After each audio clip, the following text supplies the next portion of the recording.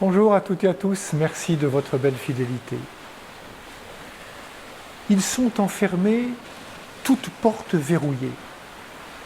Mais quelques semaines plus tard, ils seront sur les places publiques et dans les assemblées pour dire aux foules leur foi.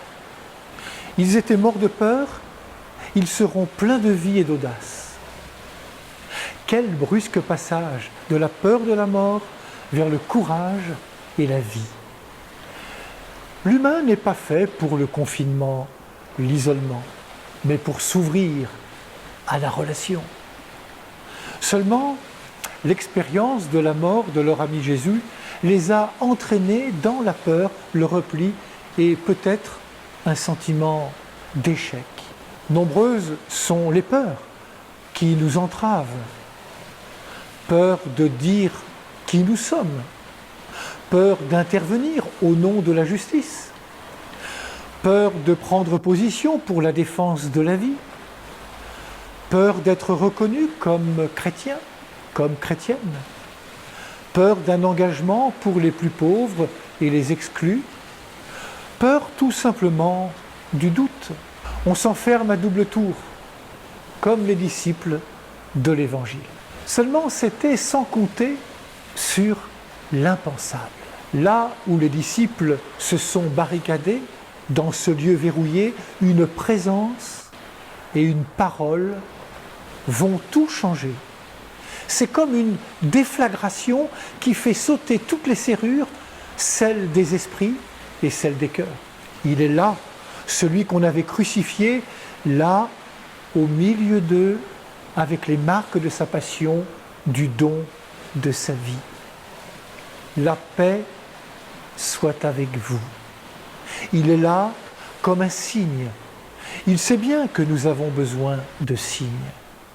Un enfant a besoin de la part de ses parents de signes qui lui montrent qu'il est aimé.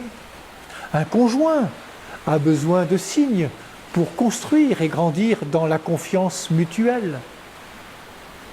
Nous avons tous besoin de signes pour grandir.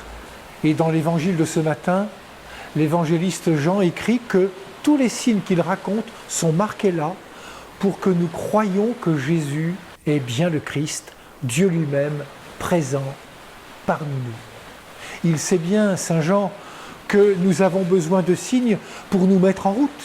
Il y a encore beaucoup d'autres signes que Jésus a faits qui ne sont pas mis par écrit dans ce livre, mais ceux-là y ont été mis afin que vous croyiez que Jésus est le Fils de Dieu et que par votre foi, vous ayez la vie en son nom. Jésus ressuscité vient chez nous réveiller la foi. La parole qu'il adresse à Thomas, qui est comme notre jumeau, ne s'adresse-t-elle pas à nous aujourd'hui? Cesse d'être incrédule, sois croyant. À la peur qui provoque l'incrédulité, Jésus oppose la paix. La paix soit avec vous. À l'enfermement et au repli, Jésus oppose l'Esprit Saint. Recevez l'Esprit Saint. La paix, pour annoncer et témoigner de l'amour plus fort que la mort. La paix, pour lutter contre le mal. Tout homme à qui vous remettrez ses péchés, ils lui seront remis. Pour Jésus, ressuscité, ces hommes restent ses disciples. Il les relance dans leur mission. Jésus les remet en confiance. Et voilà que Thomas, notre jumeau, ose une parole de foi, sans doute une des plus belles de l'Évangile, que nous dirons ensemble tout à l'heure au moment de l'élévation. Mon Seigneur et mon Dieu. Il proclame sa foi, et cela, les apôtres ne l'ont pas fait. Être chrétien sera bien sûr toujours croire au Christ, mais au Christ crucifié, ressuscité. La joie de la résurrection peut nous faire oublier les aspérités du chemin de croix. Ce que Jésus donne à voir aux apôtres, Ce ne sont pas des attributs glorieux, mais les signes d'une humanité risquée et donnée. Il leur montre ses mains et son côté. Jésus s'est mouillé pour nous offrir la vie. Voilà où se situe la divinité de Jésus, dans le don total de sa vie par amour.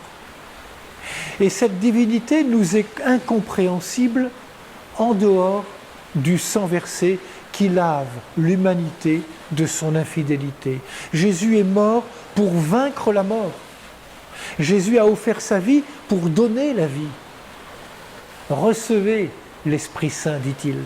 Cet Esprit, c'est le souffle initial de la création du monde au livre de la Genèse. Comme Dieu, nous sommes et nous voilà capables de création.